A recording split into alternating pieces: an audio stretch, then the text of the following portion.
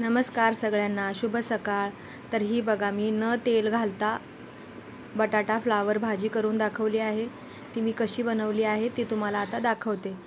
तर बघा, ज्यांच्या भाजीत भरपूर तेल असेल त्यांचं काय बाबा, भरपूर तेलाची भाजी असते त्यांचं काय, आणि ज्यांच्यात भाजीत अजिबात तेल नाही बाबा, ते बिना तेलाची भाजी खातात त्यांचं काय, म्हणजे कसं केलं तरी त्यांचंच चांगलं। तर चला मी आता न तेल घालता बटाटा फ्लावरची भाजी करून दाखवणार आहे। ती मी कशी बनवली आहे बघा। तर जिरे घातले कढई तापल्यावर, तर आणि कांदा लसूण थोडं खलबत्त्यात चेचून घेतलं होतं।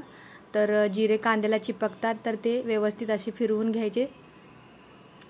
तर थोडं तांबूस रंग आला कांद्याला का आपण हळद, गरम मसाला, लाल तिखट घातल्यावर लगेच ते जळतं, कारण तेल नसल्यामुळे जळणार ते, म्हणून थोडं हळद आणि गरम मसाला असा फिरवून घेतला आणि मग लाल तिखट घालणार आहे। तर 1-1.5 चमचा लाल तिखट घातलं, परत व्यवस्थित मिक्स केलं, कारण बघा जळणार आहे आपलं लाल तिखट, म्हणून थोडंसं पाणी घातलं चमचाभर आणि व्यवस्थित असं मिक्स करून घेतलं, जेणेकरून आपलं लाल तिखट जळणार नाही आणि धूर होणार नाही। तर बघा व्यवस्थित असं लाल तिखट कांद्याला चिपकून राहिला आहे। आता घालणार आहे मी 1 टोमॅटो घातला आहे बारीक चिरून। तर तो आता आपण व्यवस्थित मिक्स करून घेऊया। तेलात पटकन शिजला जातो पण असा शिजणार नाही, म्हणून मी थोडंसं पाणी घालणार आहे। पाणी घालून असं परतून घेतल्यामुळे काय होईल, तो आपला नरम शिजणार आहे टोमॅटो। आणि बघा कडेने तेल नसल्यामुळे कसं सुक्क झालं आहे बघताय तुम्ही। तर आपल्याला परिस्थितीनुसार बनवायला हे परमेश्वराने म्हणजे आपल्या आईने तर शिकवलंच आहे, तरीसुद्धा आपण कशात काय घालता आणि न घालता करता येईल ते आपण काळजी घेणार आहोत। तर बघा न थेंब घालता तेलाचा आता भाजी एकदम छान अशी चविष्ट बनणार आहे। तर बघा कडेने कसं थोडं चिपकून बसतं तेलावर, काय होतं छान असं कडेला तेल फुटतं आणि आपलं टोमॅटो शिजतो, पण छान शिजला गेला आहे टोमॅटो। तर आता मी फ्लावर आणि बटाटा स्वच्छ धुवून घेतलं होतं, आता ते मिक्स करणार आहे आणि व्यवस्थित भाजी अशी फिरवून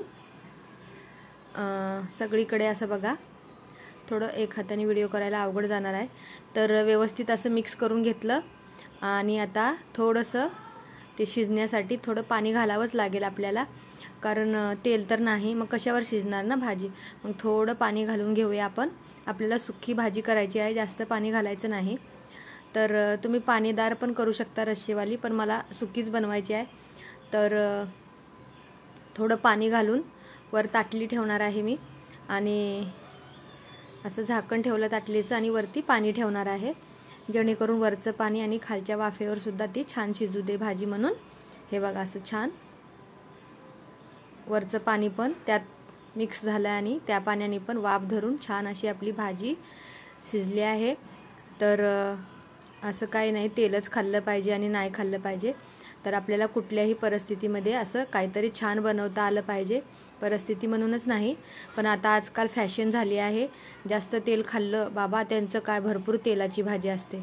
आणि ज्यांच्याकडे नाही, ज्यांनी म्हणजे जे लोक तेल घालत नाहीत त्यांचं बाबा सगळं ते डाएट फॉलो करतात आणि बिना तेलाची भाजी वगैरे खातात। असं म्हणजे लोकांनी केली की फॅशन, हो आपण केलं की चला। तर आता चवीपुरतं मीठ घालून घेऊया। तर सगळीकडे मीठ असं लागलं जाईल, व्यवस्थित मिक्स करून घेऊन कोथिंबीर घालून गरमागरम अशी एक थेंबसुद्धा न तेलाचा घालता आपण छान अशी भाजी चवदार बनवणार आहोत।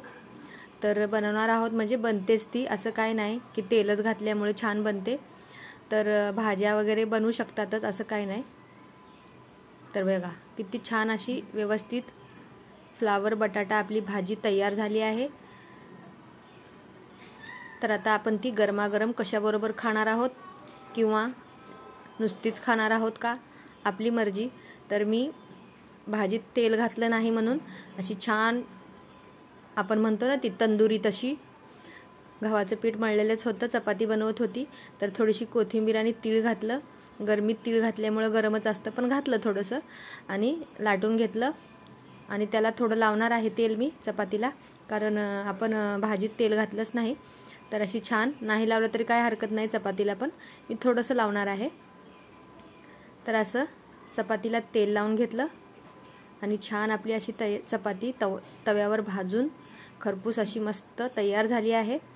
तर आता आपण ती फ्लावर बटाटा भाजीसोबत खाणार आहोत आणि गरमागरम ही बघा आपली फ्लावर बटाटा भाजी तयार झाली आहे। तर तुम्हाला बिना तेलाची म्हणजे ज्यांना काही शुगर वगैरे आहे त्यांना तेल कमी खायला सांगितलं आहे, तर कमी कशाला, आपण अजिबात न घालता सुद्धा अगदी छान पद्धतीने अशी भाजी बनवू शकतो आणि खाण्याला पण चव अगदी तशीच्या तशी असणार आहे, कळणार सुद्धा नाही। तर मी यांना खायला दिली आणि विचारलं कसं लागतंय, तर त्यांना काहीच कळलं नाही म्हणजे काय कमी आहे। तर तुम्ही सुद्धा अशी भाजी बनवू शकता। तर मी बनवलेली फ्लावर बटाटा ही बिना तेलाची भाजी तुम्हाला कशी वाटली, तर आवडली असेल तर तुम्ही सुद्धा करून बघा आणि माझी भाजी बनवलेली आवडली तर लाईक करा, शेअर करा, सबस्क्राईब करा आणि अशाच व्हिडिओमध्ये भेटूया पुढच्या। धन्यवाद।